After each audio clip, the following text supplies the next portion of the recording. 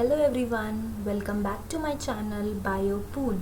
If you like the videos present on my channel, please like, comment, share and subscribe.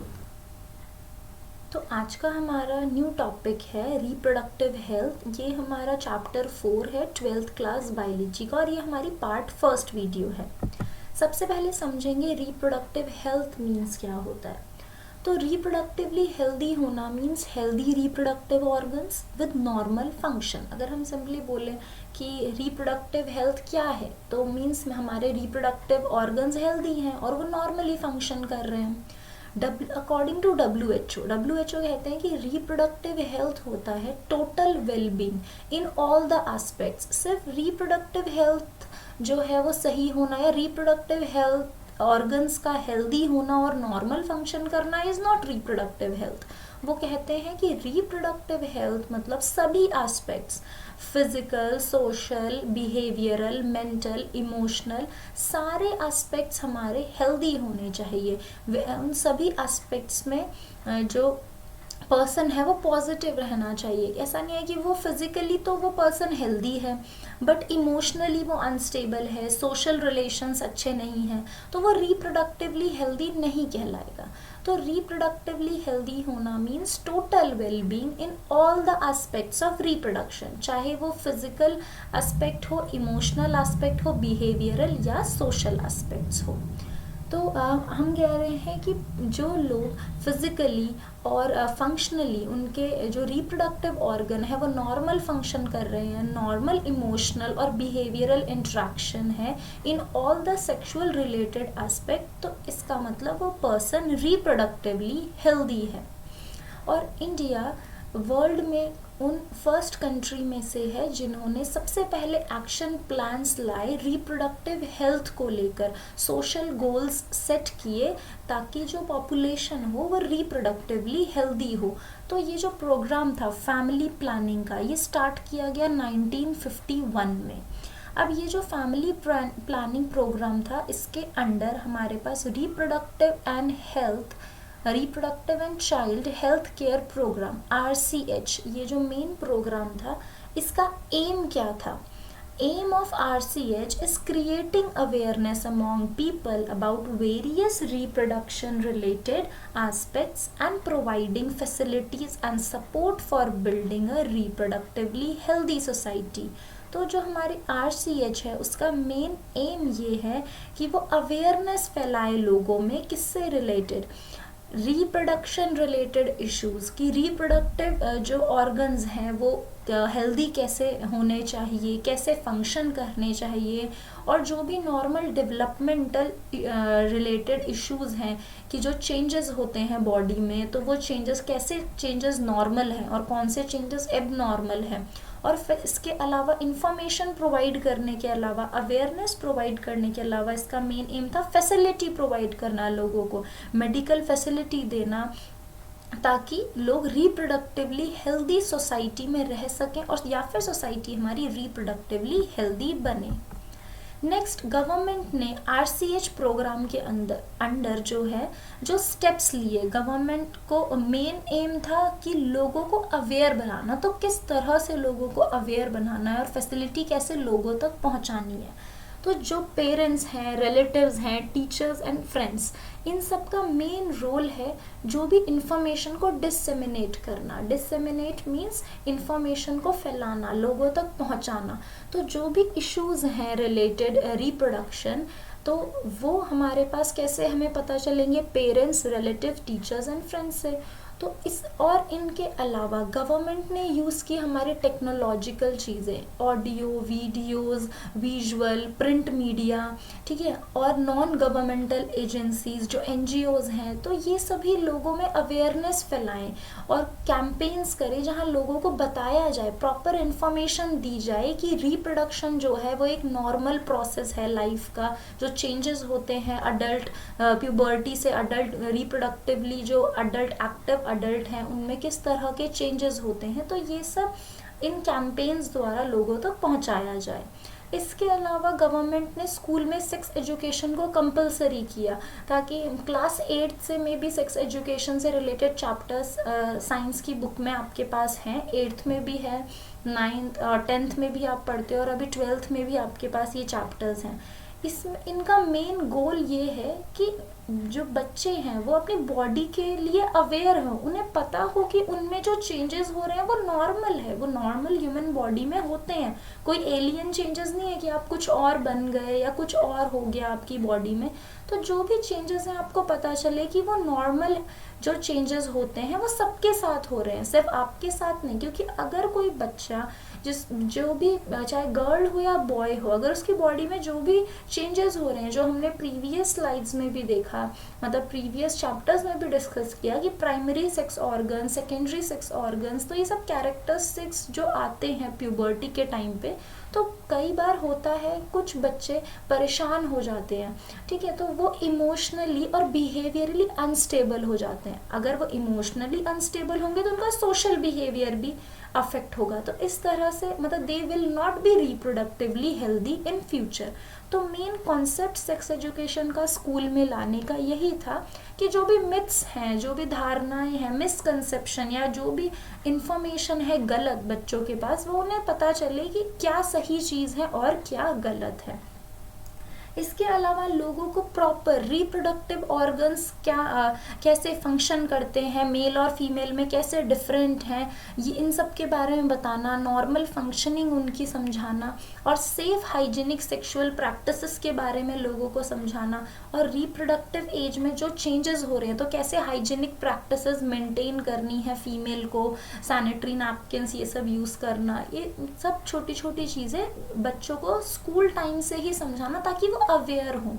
इसके अलावा जो adult population है already, जो fertile couples हैं, married couples हैं, ठीक है, तो उनको भी ये बताना कि जो मैरिजेबल एज है, क्या मैरिजेबल एज है, अगर उनकी मैरिज नहीं हुई है, मैरिज हुई है तो उन्हें ये बताना कि प्रेगनेंसी में किस तरह की केयर मदर की होनी चाहिए, किस तरह का फूड प्रोवाइड करना चाहिए, पोस्ट नेटल केयर, तो after the birth of the baby किस तरह की केयर मदर की होनी चाहिए, चाइल्ड की वैक्सीनेशन से लेकर ब्रेस्ट फीडिंग का इंपॉर्टेंस बताना कि ब्रेस्ट मिल्क कितना इंपॉर्टेंट है बेबी के लिए, क्योंकि वो हाईली न्यूट्रिटिव है। हमने लास्ट जो आपका 3rd चैप्टर की लास्ट वीडियो है 7th, उसमें भी डिस्कस किया कि जो मिल्क है उसमें उससे कोलेस्ट्रॉम जो है, जो फर्स्ट मिल्क है कोलेस्ट्रॉम, उसमें एंटीबॉडीज होती हैं, वो बेबी की इम्यूनिटी को डेवलप करने के लिए हेल्प करती हैं। तो इस तरह की इंफॉर्मेशन गवर्नमेंट का मेन एम था कि लोगों तक पहुंचाना, अवेयरनेस, मिसकंसेप्शंस को दूर करना। नेक्स्ट, ये जितने भी अवेयरनेस प्रोग्राम्स थे, इसका एक और जो इम्पॉर्टेंट पॉइंट है वो है कि जितने भी सोशल इविल्स हैं रिप्रोडक्टिव इश्यूज को लेकर, सेक्स अब्यूज़ या क्राइम्स जो रिलेटेड टू सेक्स, ये सब क्राइम्स हैं, इन्हें कम करना। लोगों को इन्फॉर्मेशन होगी, लोगों को पता होगा कि ये चीज़ें नॉर्मल हैं, तो वो इन सब चीज़ों पे इतना ज़्यादा मतलब इस तरह से रिएक्ट नहीं करेंगे। इसके अलावा लोगों को ये बताना कि कौन से फैसिलिटीज़ हैं जो गवर्नमेंट आपको प्रोवाइड करती है ड्यूरिंग प्रेगनेंसी, आफ्टर प्रेगनेंसी, और जो मेडिसिन्स के बारे में बताना, एबॉर्शन, ये सब ये क्या है, कैसे और कौन से टाइम पीरियड में एबॉर्शन नॉर्मल है या फिर दोनों मैटरनल और जो फीटस है दोनों के लिए ठीक है। मेंस्ट्रुएशन रिलेटेड प्रॉब्लम गर्ल्स को, मतलब दोनों ही जेंडर को ये समझाना कि मेंस्ट्रुएशन नॉर्मल प्रोसेस है, नॉर्मल लाइफ चेंजिंग प्रोसेस है, रिप्रोडक्टिव साइकिल है ये फीमेल्स में, ड्यू टू हार्मोनल चेंजेस ये होती है, ताकि लोगों के दिमाग में जो मिथ्स हैं, जो क्या बोलते हैं स्टूडेंट्स हैं स्कूल में, वो समझें कि मेंस्ट्रुअल साइकिल एक नॉर्मल रिप्रोडक्टिव साइकिल इवेंट है, जो कि ये दिखाता है कि ये एक फर्टाइल फीमेल है, और अगर फीमेल्स में ये साइकिल नॉर्मली नहीं हो रही है तो फीमेल्स इसके लिए गायनेकोलॉजिस्ट के पास जाएं, रेफ़र करें कि क्या प्रॉब्लम है। इसके अलावा ये बताए गवर्नमेंट की कॉन्ट्रासेप्शन क्या होता है, जो हम इस चैप्टर में भी नेक्स्ट वीडियोस में डिस्कस करेंगे, ये कॉन्ट्रासेप्टिव्स क्या होते हैं और ये सब स्ट्रैटेजीज। फिर गवर्नमेंट ने एक टेक्निक जो कि एमिनोसेंटेसिस, तो एमिनोसेंटेसिस को इंडिया में बैन कर दिया, क्योंकि हम देखते हैं कि साइंस जो चीज़ डिस्कवर करती है लोगों से गलत कहीं ना कहीं गलत तरीके से इस्तेमाल करते हैं। एमिनोसेंटेसिस का जो मेन जो डिस्कवर हुआ था ये इसलिए ताकि हम फीटल सेक्स डिटर्मिनेशन टेस्ट कर सके, ये पता लगा सके कि जो क्रोमोसोमल पैटर्न है एमनियोटिक फ्लूइड में वो सही है कि नहीं, जो बेबी है वो नॉर्मली डेवलप हो रहा है कि नहीं, पॉजिटिव साइड पता लगाने के लिए। बट लोगों ने इसे गलत तरीके से इस्तेमाल किया और ये पता किया कि जो बेबी का सेक्स है वो मेल है या फीमेल है, और अगर फीमेल है तो फिर अबॉर्शन करा दिए, फीमेल फीटिसाइड इससे बहुत ज़्यादा बढ़ने लग गए थे। तो इसे इंडिया में बैन किया गया कि ये टेक्निक या फिर सेक्स डिटरमाइन करने के लिए नहीं, अगर कोई डॉक्टर ऐसा करता है तो फिर मतलब उन पे स्ट्रिक्ट एक्शंस लिए जाएंगे। अब एमनियोटिक फ्लूइड की बात मैंने 3rd चैप्टर की लास्ट वीडियो में भी करी थी। एमनियोटिक फ्लूइड जो है ये एमनियोटिक सैक के अंदर होता है जिसमें बेबी डेवलप हो रहा होता है इनसाइड द वॉर्म, मतलब इनसाइड द यूट्रस। अब ये एमनियोटिक फ्लूइड है, ऑब्वियसली फ्लूइड मोस्टली ये वाटर से बना है जो मैटरनल बॉडी से आया है। बट आफ्टर 16 to 20 वीक इसमें लार्ज अमाउंट ऑफ यूरिन भी सिक्रीट होता है, जो यूरिन जो डेवलपिंग फीटस ने रिलीज किया, क्योंकि फीटस जो है उसकी किडनी डेवलप हो चुकी है, वो न्यूट्रिशन डिराइव कर रहा है मदर से, तो वो यूरिन भी प्रोड्यूस करेगा। तो अब उस फ्लूइड में सिर्फ वाटर नहीं है, यूरिन है, उसमें न्यूट्रिशन है, एंटीबॉडीज हैं, फाइटिंग एजेंट्स हैं जो एम्ब्रियो को प्रोटेक्ट करेंगे। नेक्स्ट एक जो ओरल कॉन्ट्रासेप्टिव ड्रग है जो डेवलप किया गया इंडिया में फर्स्ट टाइम, जो हमारे साइंटिस्ट थे CDRI के, सेंट्रल ड्रग रिसर्च इंस्टीट्यूट इन लखनऊ, इंडिया में ये जो ड्रग बनाई गई सहेली, ये एक ओरल कॉन्ट्रासेप्टिव पिल थी जो फीमेल्स के लिए डेवलप की गई टू प्रिवेंट प्रेगनेंसी। अभी जैसे हमें पता है इंडिया की करंट पॉपुलेशन 130 करोड़ के कुछ पर जा चुकी है, तो ये जो इतनी पॉपुलेशन है, ये करंट डेटा मैंने यहाँ लिखा भी है, वर्ल्ड पॉपुलेशन का 17.7% इंडियन पॉपुलेशन ही है। नेक्स्ट अब जो रीज़न रहा कि इंडिया की पॉपुलेशन इतनी ज़्यादा इंक्रीज़ हुई, उसमें से सबसे फर्स्ट रीज़न ये है लैक ऑफ एजुकेशन। लोग एजुकेशन ना होने की वजह से लोगों का ये माइंडसेट था कि जितनी बड़ी फैमिली होगी उतने ज़्यादा वर्किंग हैंड्स होंगे, उतने ज़्यादा लोग कमाएंगे।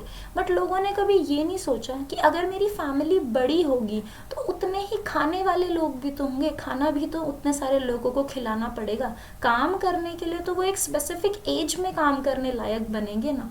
बट अगर एक बेबी पैदा हुआ है तब तो पैदा होते ही तो वो काम नहीं करेगा, उसको प्रॉपर केयर चाहिए, खाना चाहिए, मेडिसिन चाहिए अगर वो बीमार होता है। तो इस तरह से ये रीज़न थे कि लोगों को लगता था कि बड़ी फैमिली होगी तो अच्छा होगा। बट जितनी छोटी फैमिली होगी, ठीक है, अपनी रिक्वायरमेंट के हिसाब से होगी, तो आप उतना ही फैमिली को अच्छा खाना, अच्छा चीज़ें प्रोवाइड कर पाएंगे। जैसे हम कहते हैं इंडिया में कि जो बेसिक रिक्वायरमेंट्स हैं हमारी वो हैं रोटी, कपड़ा, मकान, इस तरह से हम कहते हैं कि फूड, शेल्टर और क्लोथिंग। तो अगर जितने ज़्यादा मेंबर होंगे, अगर आपकी अर्निंग्स कम है, जितने ज़्यादा मेंबर बढ़ रहे हैं, तो आपको ये चीज़ें, शेल्टर का प्रॉब्लम होगा, जगह नहीं होंगी घर में, घर आपके पास छोटा है, सिंगल रूम है और आपके पास बहुत, आपकी फैमिली बड़ी है, खाना एक ही पर्सन है, फादर एक ही है, 4-5 बच्चे हैं, बच्चे बड़े होंगे तभी तो कमाएंगे ना, तब तक तो फादर पे ही सारा लोड है, तो खाना सबको ढंग से प्रोवाइड नहीं कर पाएंगे। क्लोथिंग की प्रॉब्लम, खाना नहीं प्रोवाइड होगा तो बच्चे माल न्यूट्रिशन होंगे, बीमार होंगे। तो ये माइंडसेट चेंज करना था गवर्नमेंट को कि ऐसा नहीं है कि बड़ी फैमिलीज अच्छी होती हैं, छोटी फैमिली होना अपने रिक्वायरमेंट के हिसाब से, अर्निंग के हिसाब से वो ज़्यादा बेटर है। तो रैपिड जो इसके अलावा एक रीज़न जो देखा गया, क्योंकि मेडिकल फैसिलिटीज़ अच्छी होती गई टाइम के साथ साथ, तो जो मैटरनल मोर्टालिटी रेट था, इन्फेंट मोर्टालिटी रेट था, डेथ रेट इंडिया में कम होने लगे। मैटरनल मोर्टालिटी रेट मतलब ड्यूरिंग प्रेगनेंसी या ड्यूरिंग चाइल्ड बर्थ, पार्चुरेशन, पहले फीमेल्स की ज़्यादा डेथ होती थी, बट वो कम हो गया। बच्चों की भी डेथ कम हो गई during the time of delivery, क्योंकि अच्छी मेडिकल फैसिलिटीज़ आ गई। Normal delivery means vaginal delivery नहीं हो रही तो सी सेक्शंस आ गए। तो इस तरह से जो लाइफ है, मतलब लाइफ रेट जो है बढ़ गया, बर्थ रेट बढ़ गया। तो ये भी एक रीज़न था कि पॉपुलेशन इंडिया में इंक्रीज हो रही थी। तो इसे कंट्रोल करने के लिए गवर्नमेंट ने एक बहुत ही पॉपुलर और मतलब ये आपने एडवर्टाइजमेंट कहीं देखी भी होगी, पोस्टर्स भी देखे होंगे, गवर्नमेंट ने ये इंक्रीज किया, लोगों को मोटिवेट किया कि स्मॉलर फैमिलीज रखें। जितनी स्मॉलर फैमिली होगी तो मतलब छोटा परिवार सुखी परिवार, इस तरह के कुछ स्लोगन्स जो कि अब यहाँ पे भी मैंने लिखा हुआ है, V2R2, हम दो हमारे दो, इस तरह के स्लोगन्स गवर्नमेंट ने एडवर्टाइज किए। हैप्पी कपल विद 2 चिल्ड्रन, इस तरह से पिक्चर्स का, ताकि लोगों का माइंड सेट चेंज हो, उन्हें पता चले कि जितनी छोटी फैमिली होगी वो उतने अच्छा, अपने जो अगर 2 ही बच्चे हैं, एक ही बच्चा है तो उस पर ज़्यादा ध्यान देंगे, उसको ज़्यादा अच्छी एजुकेशन देंगे, ज़्यादा अच्छा खाना खिला पाएंगे। इस तरह से ये चीज़ें गवर्नमेंट ने लोगों तक ये इन्फॉर्मेशन पहुंचाना स्टार्ट किया। इसके अलावा गवर्नमेंट ने एज डिसाइड की कि जो, क्योंकि इंडिया में बहुत ज़्यादा चाइल्ड मैरिज ये सब का केसेस थे, तो इसीलिए गवर्नमेंट ने एज डिसाइड की कि 18 ईयर्स फॉर फीमेल और 21 ईयर्स फॉर मेल्स। तो ये बॉर्डर लाइन डिसाइड किया कि इसके बाद ही एक मेल और फीमेल की शादी हो सकती है, तब तक दोनों लोग हैं उन्हें प्रॉपर एजुकेशन प्रोवाइड की जाए। इस वीडियो के नोट्स आपको मिलेंगे बायोपूल के टेलीग्राम चैनल पे और इसका लिंक आपके लिए नीचे डिस्क्रिप्शन बॉक्स में है। Thank you for watching the video.